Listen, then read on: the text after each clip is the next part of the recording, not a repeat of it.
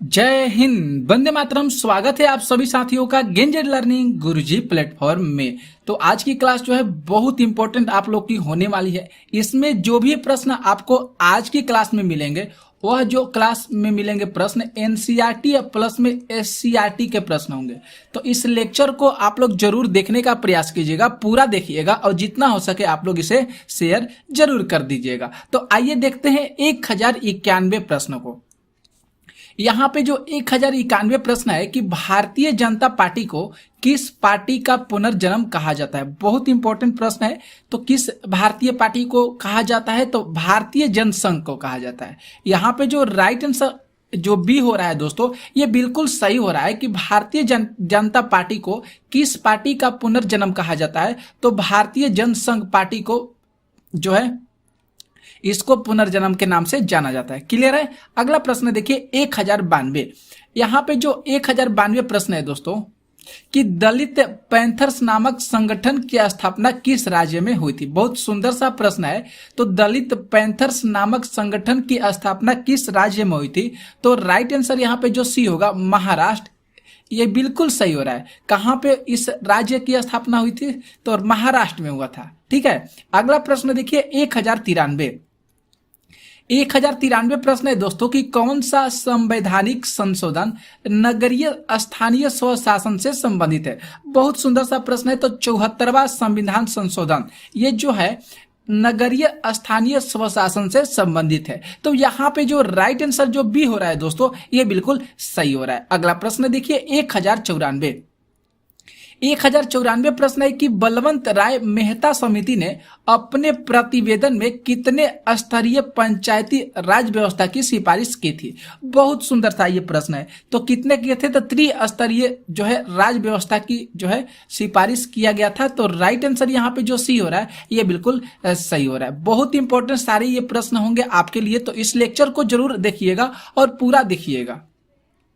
अगला प्रश्न देखिए दोस्तों 1095 प्रश्न है कि भारत में प्रथम नगर निगम की स्थापना कहां पे की गई थी। भारत में प्रथम नगर निगम की स्थापना मद्रास में हुआ था। राइट आंसर यहां पे जो सी हो रहा है ये बिल्कुल सही हो रहा है। अगला प्रश्न देखिए 1096 प्रश्न है कि सर्वप्रथम किस राज्य में महिलाओं को पंचायतों में 50% आरक्षण दिया गया है। बहुत सुंदर सा ये भी प्रश्न है। तो गुजरात राज्य में वह कौन सा राज्य हो जाएगा जहां पे महिलाओं को 50% आरक्षण जो है दिया गया है, तो वह राज्य हो जाएगा गुजरात। राइट आंसर यहाँ पे जो बी हो रहा है बिल्कुल सही हो रहा है। अगला प्रश्न देखिए 1097 प्रश्न है कि दल बदल कानून निम्न में से किस पर लागू होता है। दल बदल कानून निम्न में से किस पर लागू होता है, तो सांसदों और विधायकों पर। राइट आंसर यहाँ पे जो बी ए हो रहा है दोस्तों, ये बिल्कुल सही हो रहा है। सांसदों और विधायकों पर दल बदल कानून लागू होता है। क्लियर। अगला प्रश्न देखिए 1098। हम लोग जल्द से जल्द प्रश्नों को करेंगे, जितना हो सके पीवाई की प्रश्न करेंगे, जिससे आप लोग को बहुत सारा बेनिफिट होगा, क्योंकि एग्जाम बहुत नजदीक आ रहा है दोस्तों। तो इसी के ध्यान में रखते हुए हम लोग जितना हो सके प्रैक्टिस क्वेश्चन करें। 1098 प्रश्न है कि क्षेत्रवाद की भावनास का एक कुपरिणाम निम्नलिखित में से कौन सा है। तो यहाँ पे जो हो जाएगा डी ऑप्शन बिल्कुल सही होगा, अलगाववाद। यहाँ पे जो डी ऑप्शन बिल्कुल सही हो रहा है, अलगाववाद जो है ये भावनास का एक कुपरिणाम माना जाता है। 1099 प्रश्न देखिए दोस्तों, 1099 प्रश्न है कि अर्थशास्त्र पुस्तक किसने लिखी है। अर्थशास्त्र पुस्तक किसने लिखी है, तो बात करें चाणक्य के द्वारा लिखा गया है। यहाँ पे जो बी ऑप्शन हो रहा है बिल्कुल सही हो रहा है। अगला प्रश्न देखिए 1100 प्रश्न है कि इनमें से किस देश की संघीय व्यवस्था अन्य से अलग है। बहुत सुंदर सा प्रश्न है। संयुक्त राज्य अमेरिका का हो जाएगा। संघीय व्यवस्था जो है संयुक्त राज्य अमेरिका का सबसे अलग है। अगला प्रश्न देखिए 1001 प्रश्न को 1001 प्रश्न है कि भारत की संघीय व्यवस्था निम्न में से किससे प्रभावित है। भारत की संघीय व्यवस्था निम्न में से किससे प्रभावित है, तो उस राज्य के उस देश का नाम है कनाडा। इससे जो है भारत की जो संघीय व्यवस्था है इस देश से कनाडा से क्या है प्रभावित है। इसके बाद देखते हैं 1002 प्रश्न को।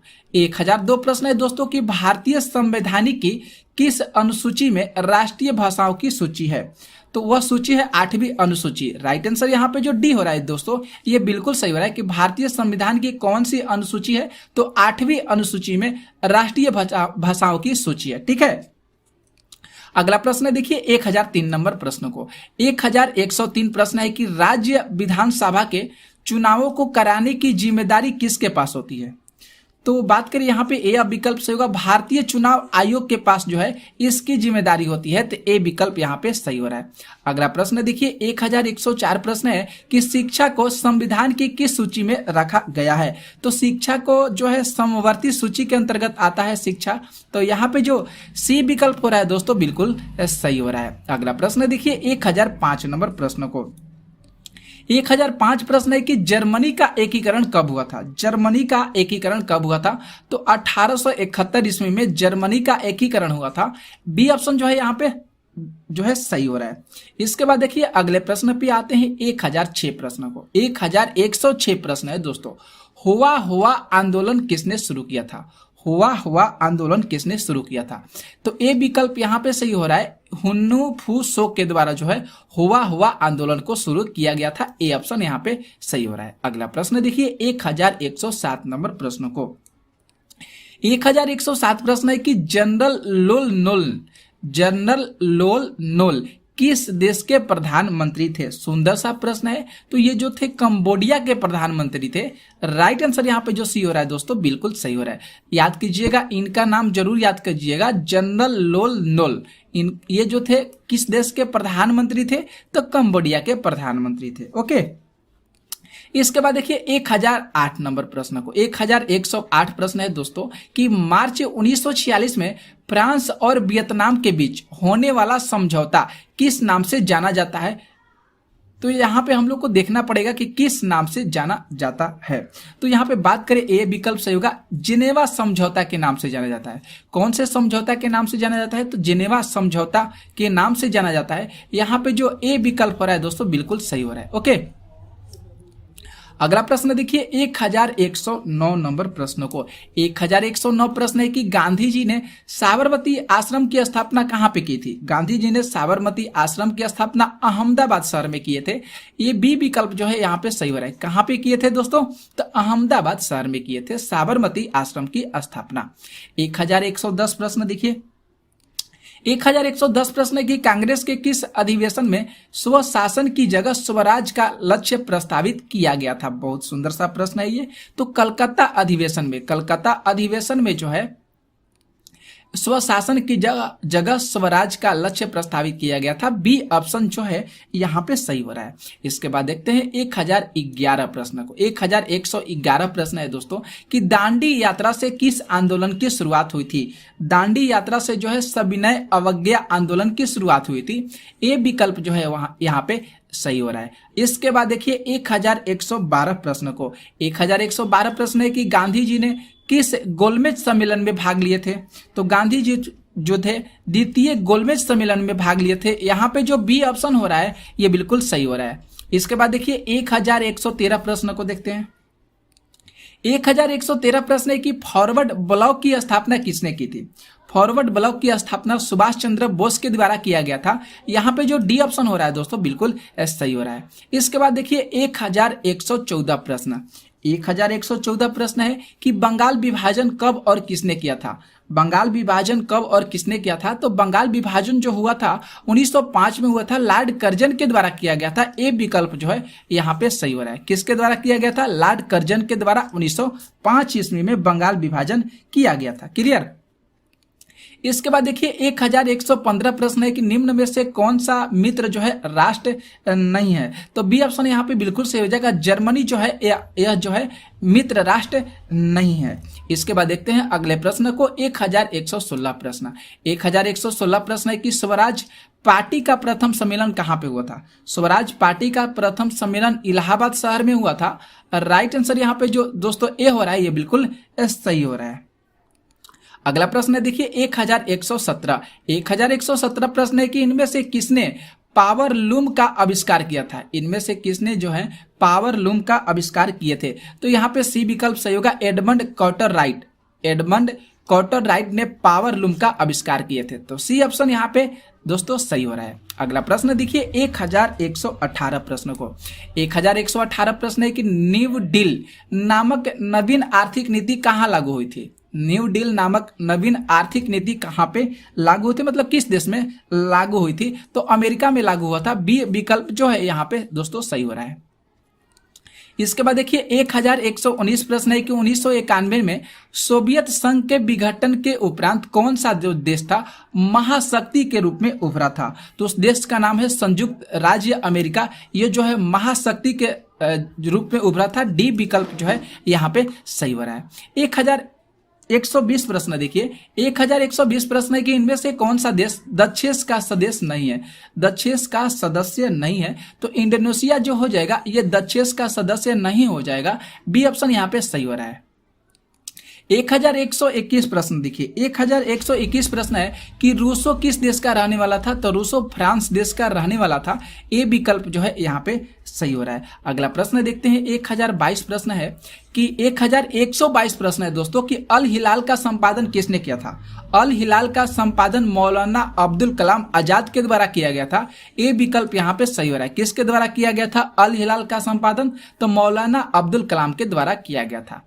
1123 प्रश्न देखिए 1123 प्रश्न है कि गुटेनबर्ग ने सर्वप्रथम किस पुस्तक की छपाई की थी? तो गुटेनबर्ग ने सर्वप्रथम जो है बाइबिल पुस्तक की छपाई की थी। राइट आंसर यहाँ पे जो दोस्तों सी हो रहा है ये बिल्कुल सही हो रहा है। 1124 प्रश्न देखिए 1124 प्रश्न है कि महात्मा गांधी ने इनमें से किसका संपादन किए हैं? महात्मा गांधी ने इनमें से किसका संपादन किए हैं? तो यंग इंडिया का संपादन किए हैं। बी विकल्प जो है यहाँ पे सही हो रहा है। इसके बाद देखते हैं 1125 नंबर प्रश्न को।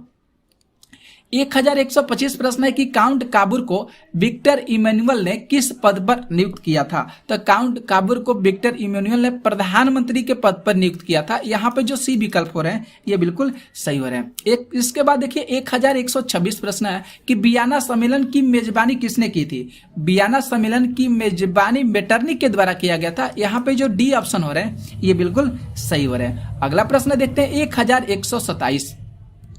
1127 प्रश्न है कि आंतरिक विद्रोह को दबाने के लिए रूसों में किस संगठन की स्थापना हुआ था? बहुत सुंदर सा प्रश्न है। तो चेका किसका स्थापना हुआ था दोस्तों? तो चेका का स्थापना हुआ था। बी ऑप्शन जो है यहाँ पे सही हो रहा है। 1128 प्रश्न देखते हैं 1128 प्रश्न है कि भारत में उपभोक्ता संरक्षण अधिनियम की घोषणा कब किया गया था? तो 1986 में किया गया था। कब किया गया था दोस्तों? तो 1986 में भारत में उपभोक्ता संरक्षण अधिनियम को घोषणा किया गया था। ठीक है। इसके बाद देखिए 1129 प्रश्न है कि विश्व उपभोक्ता अधिकार दिवस कब मनाया जाता है? तो विश्व उपभोक्ता अधिकार दिवस 15 मार्च को मनाया जाता है। बी ऑप्शन जो है यहाँ पे सही हो रहे हैं। तो इसके बाद देखिए 1130 प्रश्न है कि भारत में सर्वप्रथम राष्ट्रीय आय का अनुमान कब लगाया गया था? तो भारत में सर्वप्रथम राष्ट्रीय आय का अनुमान 1868 ईस्वी में लगाया गया था। सी विकल्प यहाँ पे सही हो रहा है। 1031 प्रश्न देखते हैं 1131 प्रश्न है कि गरीबी की तुलना किस अर्थशास्त्री ने कैंसर रोग से की है? बहुत सुंदर सा प्रश्न है। तो क्रूजेट्स के द्वारा जो है गरीबी की तुलना जो है कैंसर रोग से किया गया है। तो बी ऑप्शन जरूर याद कीजिएगा। बहुत मोस्ट इंपॉर्टेंट प्रश्न है दोस्तों। 1132 प्रश्न देखिए 1132 प्रश्न है कि मानव विकास सूचकांक में इनमें से किसे सम्मिलित किया गया है? तो शिक्षा की प्राप्ति जो है इसको मानव विकास सूचकांक में शामिल किया गया है। तो बी ऑप्शन यहाँ पे सही हो रहा है। अगला प्रश्न देखिए 1133 प्रश्न है कि भारत में आर्थिक नियोजन का काम कौन सी संस्था करती है? तो भारत में आर्थिक नियोजन की जो काम है नीति आयोग करती है। राइट आंसर यहाँ पे जो सी होगा बिल्कुल सही होगा। 1134 प्रश्न है कि poverty and un British rule in India नामक किताब किसने लिखी? बहुत सुंदर सा प्रश्न है और ये बीपीएससी में पूछा भी गया है। तो बात करें दादा भाई नौरोजी के द्वारा। बी ऑप्शन जो है यहाँ पे बिल्कुल सही हो रहा है। 1135 प्रश्न देखिए 1135 प्रश्न है कि स्वीडन की मुद्रा क्या है? तो स्वीडन की मुद्रा जो हो जाएगी कोरोना। राइट आंसर यहाँ पे जो सी होगा बिल्कुल सही होगा। दोस्तों आप लोग से एक रिक्वेस्ट है कि इस वीडियो को जितना हो सके शेयर कीजिएगा। बहुत इंपॉर्टेंट प्रश्न है आज की लेक्चर में, इसे जरूर देखिएगा। आप लोग से प्रश्न जरूर आएंगे, ये फिक्स है। 1136 प्रश्न है कि निम्नलिखित में से कौन भारत का सर्वोच्च बैंकिंग संस्थान है? तो उसका नाम है भारतीय रिजर्व बैंक। कौन सा जो है सर्वोच्च बैंकिंग संस्थान हो जाएगा? तो भारतीय रिजर्व बैंक। इसके बाद देखिए 1137 प्रश्न है कि मानव के सर्वांगीण विकास एवं सामाजिक आर्थिक विकास के लिए सबसे महत्वपूर्ण तत्व कौन सा हो जाएगा? तो वह हो जाएगा पूंजी। ए विकल्प यहाँ पे सही हो रहा है। अगला प्रश्न देखते हैं 1138 प्रश्न है कि इनमें से कौन भारतीयों के जीवन निर्वाह का मुख्य साधन है? तो बात करें कृषि हो जाएगा, जो भारतीयों के जीवन निर्वाह के लिए सबसे मुख्य साधन माना जाता है। क्या माना जाता है दोस्तों? कृषि को माना जाता है। ठीक है, इसके बाद देखते हैं 1139 नंबर प्रश्न को। देखिए 1139 जो प्रश्न है कि प्राथमिक क्षेत्र में कौन सी आर्थिक क्रिया शामिल है? तो प्राथमिक क्षेत्र में जो सबसे आर्थिक क्रिया शामिल है, खनन शामिल है। ए विकल्प यहाँ पे सही हो रहा है। 1140 प्रश्न देखिए 1140 प्रश्न है कि सोने के आभूषण की गुणवत्ता सुनिश्चित करने के लिए किस मानक चिन्ह का प्रयोग किया गया है? तो उस मानक चिन्ह का नाम है हॉलमार्क। किसका नाम है मानक चिन्ह का? तो हॉलमार्क का प्रयोग किया गया उस मानक चिन्ह का। अगला प्रश्न देखिए 1141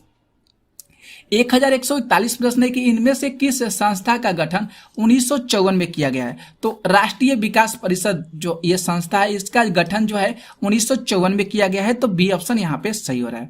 इसके बाद देखिए 1142 प्रश्न है कि मौसमी बेरोजगारी पाई जाती है। मौसमी बेरोजगारी है कृषि क्षेत्र में पाई जाती है दोस्तों। तो बी ऑप्शन यहाँ पे सही हो रहे हैं। 1143 प्रश्न देखिए कि पूंजीवादी अर्थव्यवस्था का गुण क्या है? तो पूंजीवादी अर्थव्यवस्था का गुण जो है साधनों की निजी स्वामित्व जो है पूंजीवादी अर्थव्यवस्था का गुण माना जाता है। 1144 प्रश्न देखिए कि तरुण भारत संघ का संबंध किस राज्य से है? तरुण भारत संघ का संबंध जो है राजस्थान राज्य से है। यहाँ पे जो ए विकल्प हो रहे हैं बिल्कुल सही हो रहे हैं। 1145 प्रश्न दोस्तों देखिए 1145 प्रश्न है कि रूस के सहयोग से किस विद्युत संयंत्र का निर्माण किया गया है? तो रूस के सहयोग से कुंडनकुलन परमाणु विद्युत गृह का निर्माण किया गया है।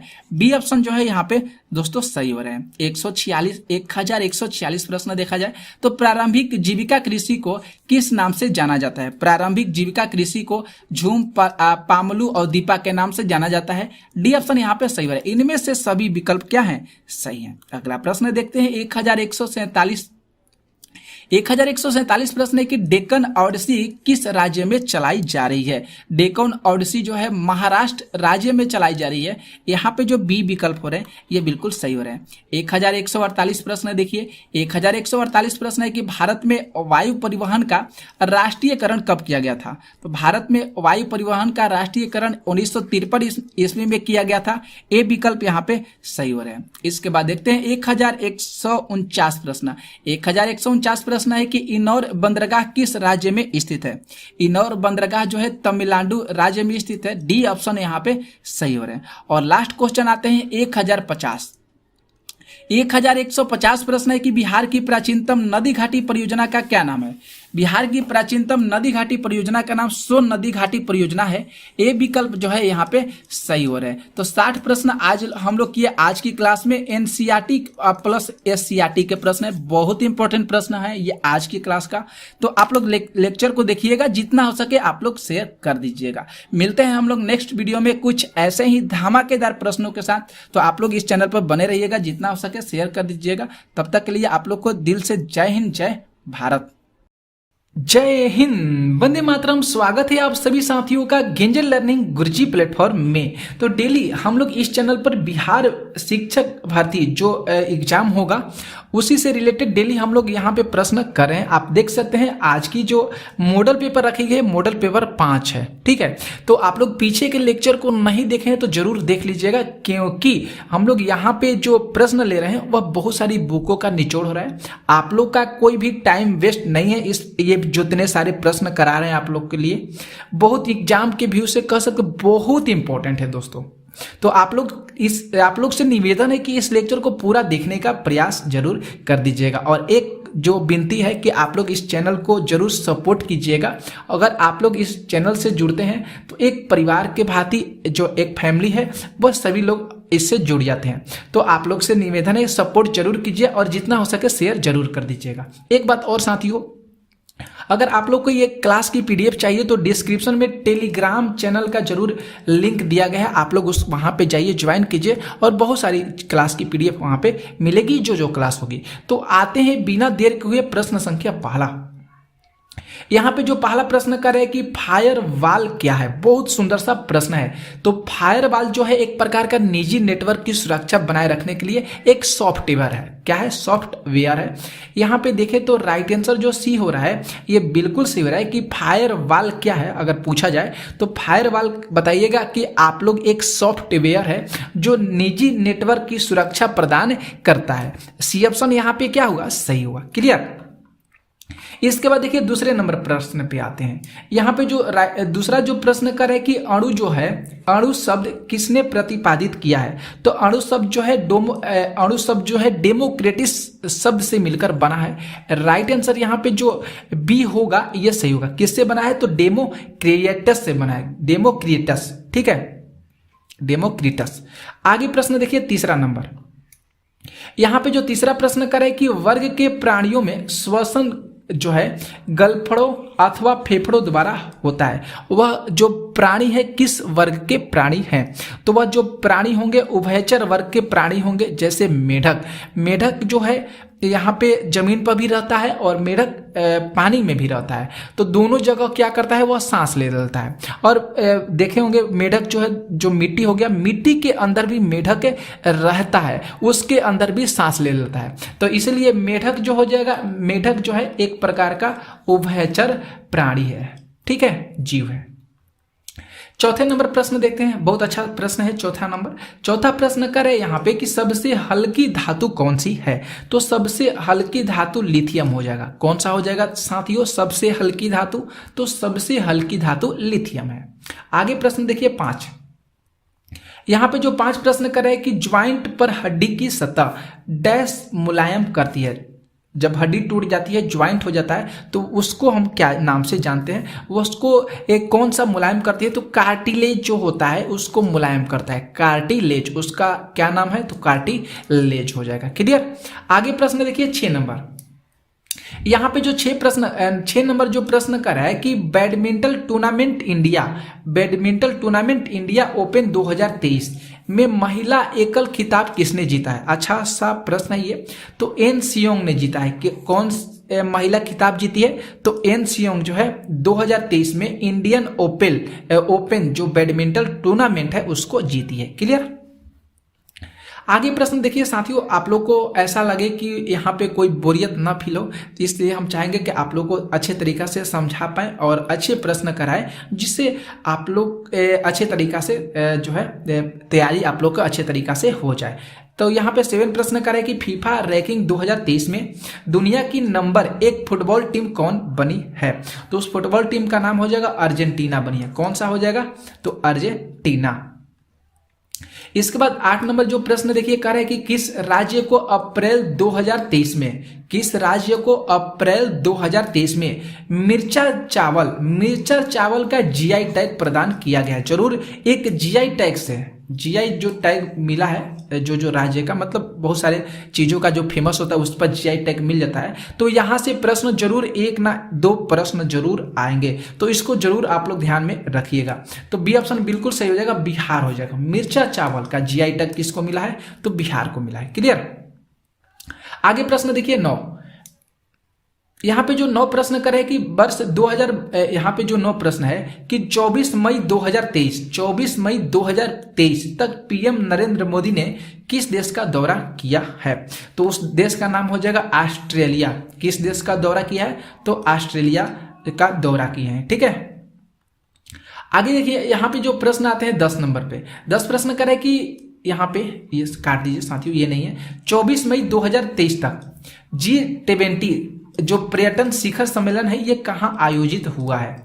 जो 24 मई 2023 तक जो जी पर्यटन शिखर सम्मेलन है ये कहाँ पे आयोजित हुआ है? तो श्रीनगर में आयोजित हुआ है। कहाँ पे आयोजित हुआ है? तो श्रीनगर में आयोजित हुआ है।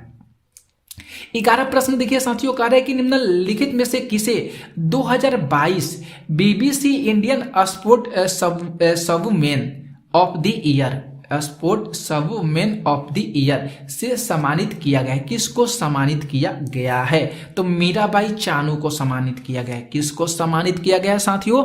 तो मीराबाई चानू को सम्मानित किया गया है। किससे सम्मानित किया गया है? तो BBC India sportswoman of the year. अगला प्रश्न देखिए, यहाँ पे जो 12 प्रश्न है 12 कि बजरा महोत्सव 2023 कहाँ आयोजित हुआ है? बजरा महोत्सव 2023, तो ये बजरा महोत्सव जो 2023 है ये मोढेरा में आयोजित हुआ है। और मोढेरा कहाँ, किस राज्य में है? तो ये गुजरात राज्य में है। किस राज्य में हो जाएगा? गुजरात राज्य में हो जाएगा। लेकिन साथियों यहाँ पे हमारी तरह कंफ्यूजन लग रहा है, इसलिए ए ऑप्शन यहाँ पे नहीं होगा, ये गलत हो गया है। यहाँ पे बी ऑप्शन कर लीजिएगा। बजरा महोत्सव भोजपुर में मनाया गया है जो बिहार में है। तो यहाँ पे 12 का ऑप्शन बी सही होगा, ये सही होगा आंसर।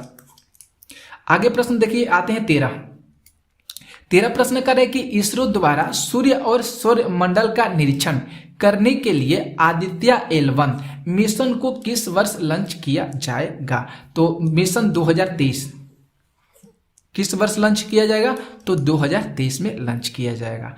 अगला प्रश्न पे आते हैं 14। यहाँ पे जो साथियों 14 प्रश्न करें कि सूडान से भारतीय नागरिकों को निकालने के लिए शुरू किया गया ऑपरेशन का क्या नाम है? बहुत अच्छा सा प्रश्न है और बहुत बेहतरीन सा प्रश्न है। तो ऑपरेशन कावेरी, याद रखिएगा, ऑपरेशन कावेरी नाम है उसका। जो सूडान में भारतीय नागरिक फंसे थे तो एक ऑपरेशन चलाया गया था, उस ऑपरेशन का नाम था ऑपरेशन कावेरी। अगला प्रश्न पे आते हैं 15। यहाँ पे 15 प्रश्न करें कि सितार वादक पंडित रविशंकर को ग्रैमी अवार्ड समारोह से मरणोपरांत लाइफ टाइम अचीवमेंट अवार्ड से सम्मानित किया गया है। तो देखें तो यहाँ पे ए ऑप्शन सही होगा। 55वें वार्षिक समारोह में इनको सम्मानित किया गया है मरणोपरांत लाइफ टाइम अचीवमेंट अवार्ड से। ठीक है, किनको सम्मानित किया गया है? तो पंडित रविशंकर को। अगला प्रश्न देखिए 16 नंबर जो प्रश्न है कि बिहार के निम्न में से किस जिले में शहरीकरण की दर जो है 5% से अधिक है? तो उसका नाम हो जाएगा नालंदा, जहां पे शहरीकरण की दर जो है 5% से ज्यादा है। अगला प्रश्न देखिए 17 नंबर जो प्रश्न है कि बिहार में किस प्रकार के शैलों में पायराइट पाया जाता है? तो उसका नाम हो जाएगा विध्यन क्रम शैल में। कौन से सेल में पायराइट पाया जाता है बिहार में? तो विध्यन क्रम सेल में जो है यहाँ पे पायराइट पाया जाता है। 18 प्रश्न देखिए दोस्तों, 18 प्रश्न है कि बिहार में न्यूनतम महिला साक्षरता दर वाला जिला कौन सा है? तो यहाँ पे देखें तो मधेपुरा, दरभंगा, पूर्णिया, सीतामढ़ी। ई ऑप्शन कर लीजिए यहाँ पे नन। ठीक है, तो यहाँ पे नन होगा, कोई इसमें से ऐसा जो जिला नहीं है जो न्यूनतम महिला साक्षरता दर वाला जिला है जो बिहार का है। अगला प्रश्न देखिए 19 नंबर। 19 प्रश्न करे कि बिहार के किस नदी का उद्गम स्थल मध्य प्रदेश के पठारी भाग में स्थित है? तो मध्य प्रदेश के पठारी भाग में जो है उद्गम स्थल बिहार का है, कौन सा नदी का है? तो सोन नदी का हो जाएगा। किसका? तो सोन नदी का। अगला प्रश्न देखिए 20 नंबर। 20 प्रश्न करें कि बिहार में 1857 के आंदोलन के दौरान किन क्षेत्रों के जमींदारों ने ईस्ट इंडिया कंपनी की सहायता दी थी? तो उसमें से बात करें हथुआ, पंडौल, बेतिया। यहाँ पे डी ऑप्शन बिल्कुल सही होगा। उपरोक्त सभी, ये जितनी सारी कंपनियां थी हथुआ, पंडौल, बेतिया, ये बिहार में 1857 के आंदोलन जब हुआ था, छीना था, उसमें अपने द्वारा सहायता प्रदान किए थे। 21 नंबर जो प्रश्न है कि बिहार के कितने जिले की सीमा नेपाल से जुड़ा हुआ है? तो देखें तो यहाँ पे ई ऑप्शन एक डाल लीजिए, नन हो जाएगा। यहाँ पे 5, 6, 4, 8 बिल्कुल गलत बात है। बिहार के कितने जिले की सीमा नेपाल से जुड़ा है? तो इसमें से विकल्प कोई नहीं दिया गया है, तो ई ऑप्शन बिल्कुल यहाँ पे क्या होगा? सही होगा। अगला प्रश्न देखिए 22 नंबर। 22 नंबर जो प्रश्न करे कि मध्य प्रदेश का शिवपुरी राष्ट्रीय पार्क किस लिए महत्वपूर्ण है? तो यहाँ पे 22 नंबर का जो प्रश्न डी होगा ये बिल्कुल सही होगा। तेंदुआ और चीतल के लिए प्रसिद्ध है। किसके लिए? तो तेंदुआ और चीतल के लिए। 23 नंबर प्रश्न देखिए, कह रहे हैं 23 नंबर प्रश्न कि अम्लीय वर्षा में क्या होता है जिससे वनस्पतियां नष्ट हो जाती है? तो अम्लीय वर्षा में क्या होता है? तो अम्लीय वर्षा में सल्फ्यूरिक अम्ल होता है दोस्तों, जिससे जो पत्तियां है, वनस्पतियां है, नष्ट हो जाती है। 24 नंबर प्रश्न देखिए, कह रहा है कि मुद्रास्फीति को रोकने के लिए कौन सा सरकार द्वारा किया जाने वाला एक उपाय नहीं है। तो यहाँ पे देखें तो एक उपाय कह रहा है नहीं है, तो उपभोग में बढ़ोतरी जो हो जाएगा ये मुद्रास्फीति को नहीं रोक सकता है। बाकी उत्पादन में वृद्धि, घाटा, वित्तीयन में कमी और कराधान के उपाय ये बिल्कुल सही हो जाएगा। 25 नंबर प्रश्न देखिए, कह रहा है कि राष्ट्रीय ग्रामीण रोजगार गारंटी अधिनियम कब लागू हुआ था। तो ये फरवरी 2006 में लागू हुआ था। कब हुआ था? फरवरी 2006 में। 26 प्रश्न करें कि पूर्ण प्रतियोगिता में यहाँ पे देखना है क्या सही हो रहा है। तो पूर्ण प्रतियोगिता में क्रेताओं तथा विक्रेताओं की संख्या अत्यधिक होती है। ए ऑप्शन यहाँ पे सही हो रहा है। 27 प्रश्न देखिए, 27 नंबर जो प्रश्न दोस्तों कह रहा है कि चूका पावर प्रोजेक्ट, जिसको चूका बिजली परियोजना के नाम से जानते हैं, ये इसका निर्माण भारत सरकार द्वारा कहाँ पे, किस देश में किया गया है। तो भूटान में किया गया है। कहाँ पे किया गया है? भारत सरकार द्वारा चूका बिजली परियोजना का निर्माण भूटान में किया गया है। 28 प्रश्न कर रहा है कि यहाँ पे देखिए 28 नंबर जो प्रश्न है कि कामागाटा मारू क्या है। कामागाटा मारू क्या है? तो कामागाटू मारा जो है एक चीन का एक गांव है जहां से त्सुंगो तुंग ने अपना लॉन्ग मार्च आरंभ किया था। तो डी ऑप्शन यहाँ पे सही होगा। अगला प्रश्न देखिए 29 प्रश्न है यहाँ पे दोस्तों कि किसने सचिंद्रनाथ सन्यास द्वारा स्थापित हिंदुस्तान रिपब्लिक एसोसिएशन का नाम बदलकर हिंदुस्तान सोशलिस्ट रिपब्लिकन एसोसिएशन कर दिया गया था। बहुत अच्छा सा प्रश्न है, बहुत इंपॉर्टेंट प्रश्न है। तो चंद्रशेखर आजाद किसके द्वारा? तो चंद्रशेखर आजाद के द्वारा। 30 प्रश्न करें कि 1843 के इंडिया एक्ट 5 में किस बात को अवैध दिया गया है। तो किस बात को? तो दास प्रथा को अवैध दिया गया है। ठीक है। अगला प्रश्न देखिए 31 नंबर जो प्रश्न है कि जब जन्म दर तथा मृत्यु दर तुल्य होती है, जब जन्म दर तथा मृत्यु दर तुल्य होती है तो वहां पे कौन सी अवस्था कहलाती है। तो वहां पे अवस्था जो है प्लेटिव अवस्था कहलाती है। कौन सी अवस्था कहलाती है? प्लेटिव अवस्था कहलाती है। 32 प्रश्न कर रहे हैं यहाँ पे कि पांच जगत वर्गीकरण निम्न में से किसने दिया है। 5 जगत जो वर्गीकरण है किसने दिया है? तो उनका नाम हो जाएगा व्हिटेकर ने दिया था। व्हिटेकर जो है इन्होंने 5 जगत वर्गीकरण का नाम दिया है। 33 नंबर जो प्रश्न है देखिए साथियों, एक जीन एक एंजाइम सिद्धांत के प्रवर्तक कौन है। एक जीन एक एंजाइम सिद्धांत के प्रवर्तक कौन है? तो बीडल तथा टैंटम है। कौन है दोस्तों? तो बीडल तथा टैंटम है। 34 नंबर प्रश्न देखिए, 34 प्रश्न कर रहे हैं कि दुग्ध जनक हार्मोन का स्राव कहाँ पे होता है।